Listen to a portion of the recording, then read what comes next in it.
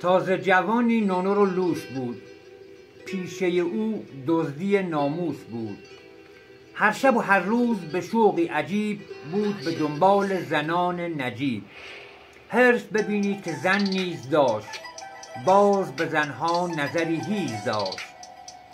بود دگر زوجه چون ماه او، کهنه به نزد دل نوخواه او. بس که پی غر زدن یار رفت، عزتش اندر سر این کار رفت. پیش رفیقان خود آمد سرشت، گشت بسی شهره در این کار زشت.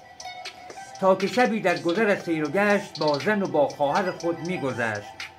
چند نفر بی خبر بددهن، چون که بدیدند وی را با دو زن، چشم به ناموس وی انداختند، مسخره کردند و سخن ساختند.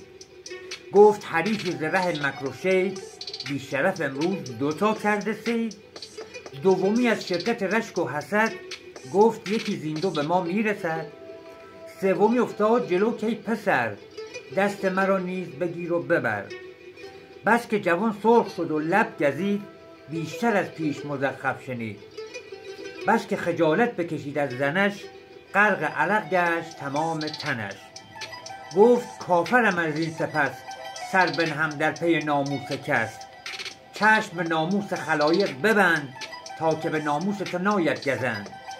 حال خود ارزم که نخواهی تباه، بهر کسان نیز تباهی مخواه.